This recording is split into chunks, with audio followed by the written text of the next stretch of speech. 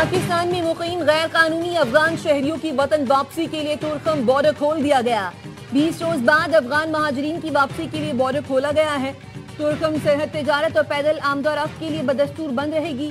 گزشتہ ماہ پاک افغان کشیدگی کے باعث تورخم بارڈر کو بند کیا گیا تھا۔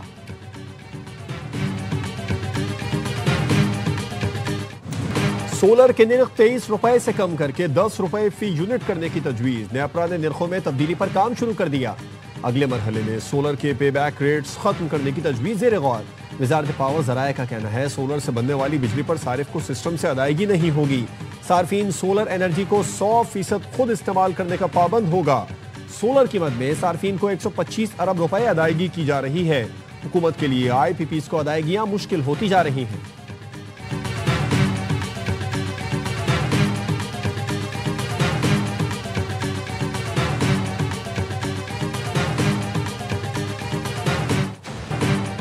رواں مالی سال جولائی سے اکتوبر میں ایف بی آر کو 270 ارب روپے کا ریونیو شارٹ فال رہا۔ پہلے 4 ماہ کے دوران 4109 ارب روپے کے ہدف میں ایف بی آر 3840 ارب روپے کا ٹیکس جمع کر سکی۔ ایف بی آر نے 4 ماہ میں 205 ارب روپے کے ری فنڈز بھی جاری کیے۔ اکتوبر کے دوران تقریباً 70 ارب روپے کم ٹیکس جمع ہوا۔ انکم ٹیکس 438 ارب روپے، سیلز ٹیکس 345 ارب روپے، فیڈرل ایکسائز ڈیوٹی 70 ارب، کسٹمز ڈیوٹی کی مد میں 107 ارب روپے ریونیو جمع کیا گیا۔ ذرائع کا کہنا ہے آئی ایم ایف نے ایف بی آر کا ہدف 14,131 ارب روپے سے کم کر کے 13,970 ارب روپے کر دیا۔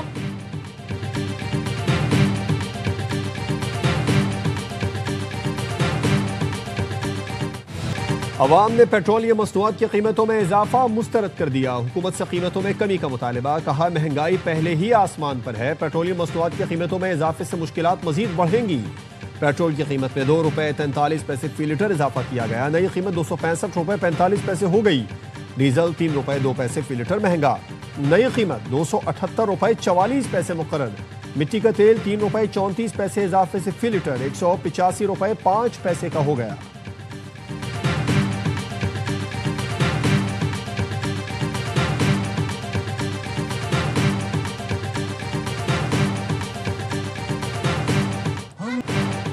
یکم نومبر 1947 گلگت بلتستان کا ڈوگرا راج سے آزادی کا دن۔ آج گلگت بلتستان کے غیور عوام کی عظیم جدوجہد کا دن ہے۔ جی بی کے عوام کی جدوجہد کا مقصد پاکستان کے ساتھ الحاق تھا۔ گلگت سکاؤٹس اور مقامی جانبازوں نے ڈوگرا راج کے خلاف اعلان جنگ کر کے مہاراجہ کے کنٹرول کو ختم کیا۔ ڈوگرا راج کے خاتمے کے بعد گلگت کی فضاؤں میں پہلی بار پاکستانی پرچم لہرایا گیا۔ 14 اگست 1948 کو تقریباً 1 سال کی جدوجہد کے بعد بلتستان کو بھی بھارت سے آزاد کرایا گیا۔ گلگت بلتستان منفرد محل وقوع کی وجہ سے دفاعی، سیاحتی، معاشی اور ثقافتی اعتبار سے اہمیت کا حامل ہے۔ پاکستان کی شان گلگت بلتستان۔ یوم آزادی گلگت بلتستان کی مناسبت سے آئی ایس پی آر نے خوبصورت نغمہ جاری کر دیا۔ وزیر اعظم صاحب نے بڑی اچھی بات کی ہے کہ انہوں نے اس بات چیت کے دروازے کو کھولا ہے۔ پراکسیز کی وار کے ذریعے اس طرح کے معاملات کیے جاتے ہیں، ان کے نتائج اچھے نہیں ہوتے اور ہندوستان کو بھی اس کے کوئی اچھے نتائج نہیں ملیں گے۔ Pakistan is an able state اور پاکستان کی ملٹری بڑی پروفیشنل ہے۔ وزیر اعظم نے پی ٹی آئی کے لیے بات چیت کے دروازے کھول کر اچھا اقدام اٹھایا۔ کسی بھی سطح پر بات چیت کا آغاز پاکستان کی بہتری کا راستہ ہے۔ اسپیکر پنجاب اسمبلی ملک محمد احمد خان کہتے ہیں ٹی ایل پی پر پابندی اچھا اقدام ہے۔ ٹی ٹی پی سمیت دہشت گردی کی کسی تحریک کے ساتھ بات چیت نہیں ہو سکتی، اسٹیٹ کو اپنی ریٹ قائم کرنی چاہیے۔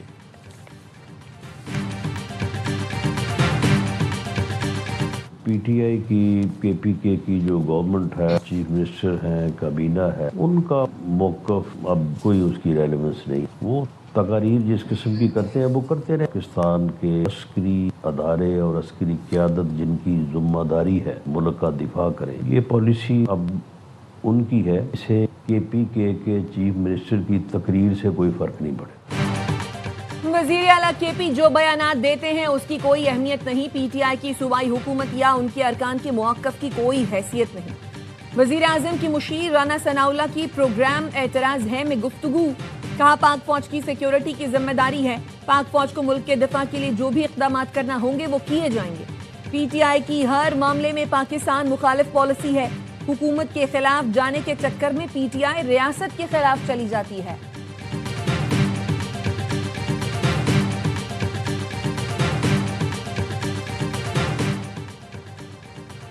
وزیر اعلیٰ خیبر پختونخوا سہیل آفریدی کا صوبے کی سیاسی قیادت کا جرگہ بلانے کا فیصلہ۔ سہیل آفریدی کا مولانا فضل الرحمان، ایم الولید، سراج الحق، امیر مقام، آفتاب شیرپاؤ، محمد علی شاہ بادشاہ سے رابطہ۔ تمام قائدین سے صوبے کی مجموعی امن و امان کی صورتحال پر گفتگو۔ وزیر اعلیٰ سہیل آفریدی کا کہنا تھا صوبے میں امن کے قیام پر کوئی دو رائے نہیں، امن و استحکام حکومت کی اولین ترجیح ہے۔ ان ہاؤس کمیٹی کے تحت تمام سیاسی جماعتوں کے قائدین پر مشتمل جرگہ بلانے کا فیصلہ کیا ہے۔ اسپیکر صوبائی اسمبلی تمام قائدین کو باضابطہ طور پر مدعو کریں گے۔ اختلاف رائے جمہوریت کا حسن ہے مگر امن سب کا مشترکہ ہدف ہے۔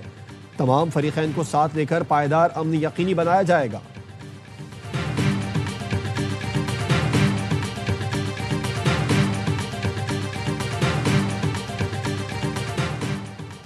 وزیر اعلیٰ سہیل آفریدی کے اقدامات بتائیں گے وہ کتنے سنجیدہ ہیں۔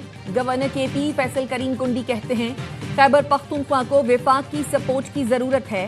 کے پی میں امن آئے گا تو خوشحالی آئے گی۔ میں کچے کا ڈاکو نہیں جو کسی کو یرغمال بنا لوں۔ کشمیر کا فیصلہ کشمیر سے ہوگا، اسلام آباد سے نہیں۔ وزیر اعظم آزاد کشمیر کے نام کا اعلان کشمیر سے ہوگا۔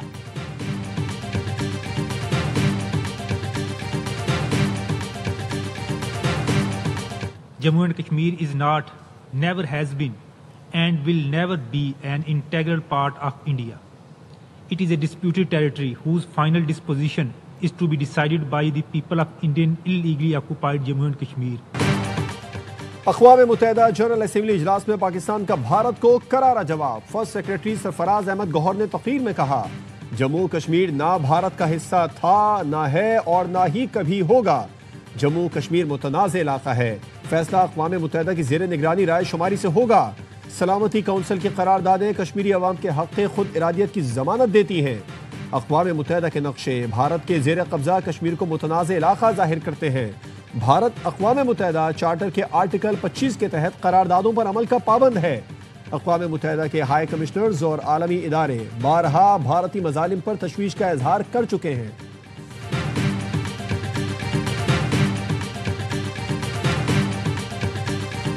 Durable peace and respect for human rights cannot be achieved without addressing all situations of foreign occupation and denial of self-determination, including in Palestine and Jammu and Kashmir, where people continue to face oppression and dispossession. اقوام متحدہ کی general assembly میں کشمیر اور فلسطین کے لیے پاکستان کی آواز۔ مستقل مندوب عاصم افتخار نے جنرل اسمبلی اجلاس سے خطاب میں کہا کشمیر اور فلسطین کے عوام آج بھی ظلم و جبر کا سامنا کر رہے ہیں۔ مظلوم اقوام کے لیے انسانی حقوق کونسل فعال کردار ادا کرے۔ کونسل بلا تفریق مقبوضہ خطوں کے عوام کے حقوق کا تحفظ کرے۔ امن غیر ملکی قبضے کے خاتمے اور حق کے خود ارادیت کے بغیر ممکن نہیں۔ اسرائیل کی جنگ بندی کی پھر خلاف ورزی، غزہ پر بمباری کر دی، 3 فلسطینی شہید، متعدد زخمی۔ اسرائیلی فوج کے غزہ کے شمالی اور جنوبی حصوں پر فضائی حملے۔ ترکیہ کا غزہ جنگ بندی معاہدے پر عمل نہ ہونے پر تشویش کا اظہار، پیر کو غزہ سے متعلق اجلاس طلب کر لیا۔ ترک وزیر خارجہ کا کہنا ہے مختلف ممالک کے وزرائے خارجہ اجلاس میں شرکت کریں گے۔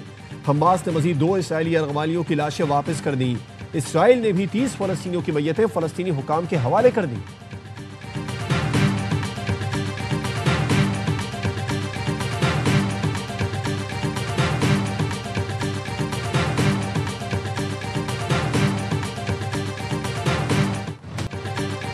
پشاور میں 2 دہائیوں سے ڈکیتی کرنے والا انتہائی مطلوب گینگ مارا گیا۔ تھانہ چمکنی کی حدود میں پولیس اور ڈاکوؤں کے درمیان مقابلہ، 4 ڈاکو ہلاک، 3 کا تعلق افغانستان سے تھا۔ ایس ایس پی آپریشنز کا کہنا ہے ڈاکوؤں نے حال ہی میں 2 بڑی وارداتیں کی تھی۔ پولیس کی وردی میں ڈاکٹر کا گھر لوٹا تھا۔ ڈاکوؤں کا بین الاضلاعی گینگ 2003 سے وارداتوں میں ملوث تھا۔ کراچی میں چوری شدہ موٹر سائیکل کا چالان اصل مالک کو پہنچ گیا۔ ای چالان سسٹم نے 4 سال قبل چوری ہونے والی موٹر سائیکل کا چالان کیا۔ مالک کو ہیلمٹ نہ پہننے پر 5000 جرمانے کا ای چالان ملا۔ مالک نے بتایا کہ موٹر سائیکل ٹیپو سلطان تھانے کی حدود سے چوری ہوئی تھی، جس کی رپورٹ بھی درج کرائی گئی تھی۔ پولیس 4 سال سے موٹر سائیکل برآمد نہ کر سکی، 27 اکتوبر کو ای چالان جاری کر دیا۔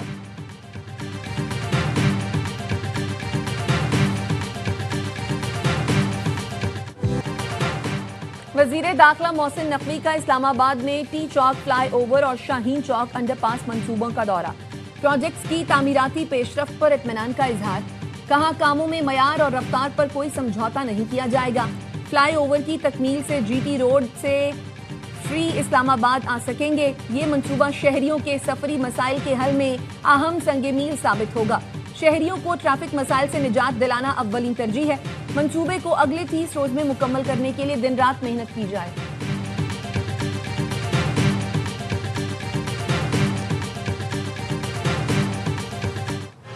پنجاب میں اسموک کا روگ شدید ہو گیا، کئی شہر آج بھی فضائی آلودگی کی لپیٹ میں، لاہور کا فضائی معیار انتہائی مضر صحت، 382 ایئر کوالٹی انڈیکس کے ساتھ دنیا کے آلودہ شہروں میں سر فہرست، پاکستان میں گجرانوالہ سب سے آلودہ ترین شہر بن گیا، AQI 457 ریکارڈ، فیصل آباد کی فضا بھی انتہائی آلودہ، ایئر کوالٹی انڈیکس 330 اور ملتان میں 282 ریکارڈ، طبی ماہرین کی شہریوں کو اسموک سے بچنے کے لیے ماسک کے استعمال کی ہدایت۔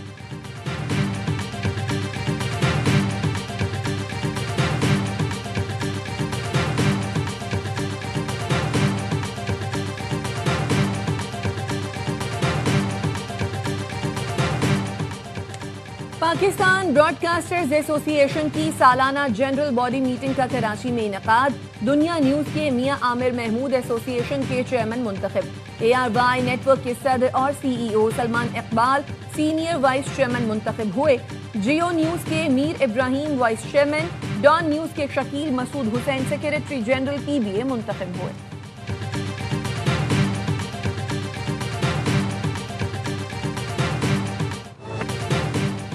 جنوبی افریقہ کے خلاف دوسرے T20 میں پاکستان نے کمال کر دیا، لاہور میں گرین شرٹس کو 9 وکٹ سے کامیابی ملی، 111 رنز کا ہدف 41 گیند پہلے حاصل کر کے سیریز برابر کر دی، سائم ایوب کی طوفانی بیٹنگ، 38 گیندوں پر ناقابل شکست 71 رنز بنائے، 5 چھکے لگائے، مہمان ٹیم پہلے کھیل کر پاکستانی بولرز کی وار نہ سہ پائی، پوری ٹیم صرف 110 پر ڈھیر ہوئی، فہیم اشرف کی 4 وکٹیں، سلمان مرزا 3 شکار کر کے میچ کے ہیرو قرار، سیریز کا فیصلہ کن مارکا آج کھیلا جائے گا، تمام میچ اے سپورٹس پر براہ راست دکھائے جا رہے ہیں۔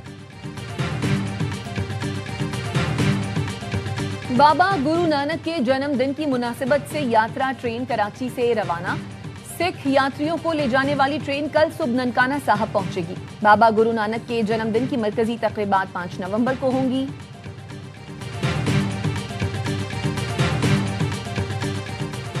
لوور دیر میں ملزمان نے فائرنگ کر کے لیکچرر محمد عثمان کو قتل کر دیا، محمد عثمان بٹخیلہ ڈگری کالج میں لیکچرر تھے، پولیس نے مقدمہ درج کر کے ملزمان کی تلاش شروع کر دی۔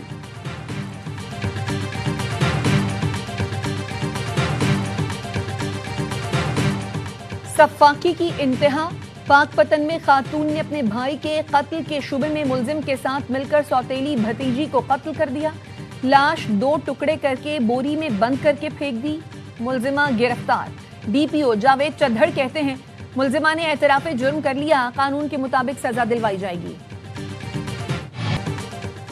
سندھ، پنجاب، خیبر پختونخوا، بلوچستان اور اسلام آباد میں بار کونسل کے انتخابات کے لیے پولنگ جاری، سندھ بار کونسل میں کراچی ڈویژن کی 16 نشستوں پر 102 امیدوار میں مقابلہ، پنجاب میں 75 نشستوں پر 331 اور اسلام آباد بار کونسل کی 5 نشستوں پر 21 امیدوار میدان میں ہیں۔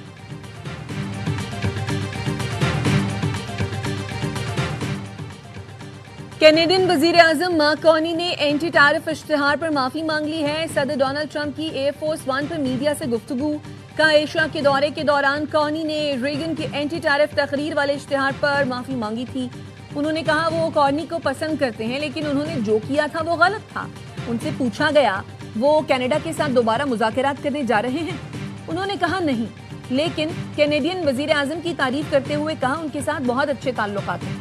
ٹرمپ نے ریگن کی اینٹی ٹیرف تقریر والے اشتہار پر کینیڈا کے ساتھ تجارتی تعلقات منقطع کر کے اضافی ٹیکس عائد کر دیا تھا۔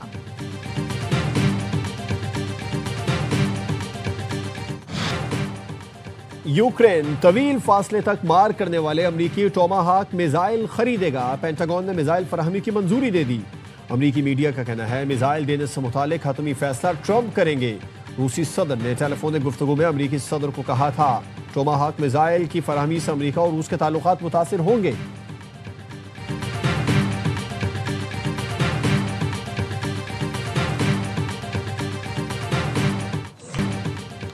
یارک کا میئر منتخب ہو گیا تو گھروں اور دفاتر کے کرائے منجمد کر دوں گا. میئر کے ڈیموکریٹک امیدوار زہران ممدانی کا انتخابی مہم کے اختتام پر پیغام. کہا نیو یارک میں مفت ٹرانسپورٹ ہوگی اور چائلڈ لیبر کیئر کا دائرہ وسیع کیا جائے گا. اس سے پہلے زہران ممدانی روٹی کپڑا اور مکان کا بھی نعرہ لگا چکے ہیں. نیو یارک میئر کے انتخابات 4 نومبر کو ہو رہے ہیں جس میں 3 امیدوار میدان میں ہیں.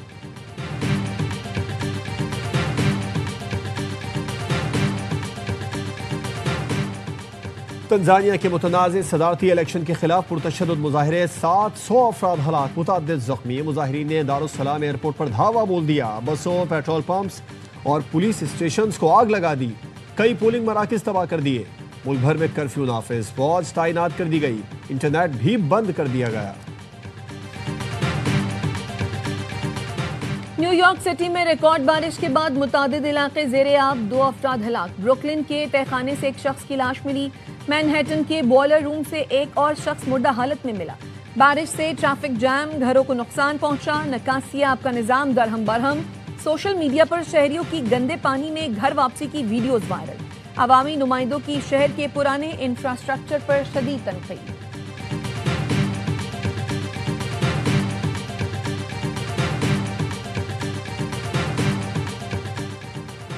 وائٹ ہاؤس نے صحافیوں کے داخلے کے نئے قواعد و ضوابط جاری کر دیے. صحافی، پریس سیکرٹری اور دیگر اعلیٰ حکام کے دفاتر میں بغیر اجازت داخل نہیں ہو سکیں گے. نئی پالیسی کے تحت اپر پریس روم میں داخلہ پیشگی اجازت پر ممکن ہوگا.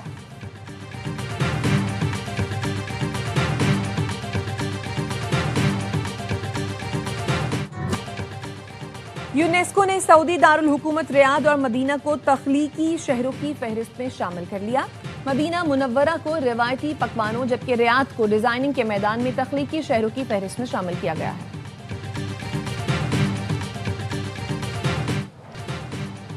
اور چین نے نیا خلائی مشن چینجو 21 کامیابی سے روانہ کر دیا. مشن کو شمال مغربی چین کے جیو چوان سیٹلائٹ لانچ سینٹر سے لانچ کیا گیا.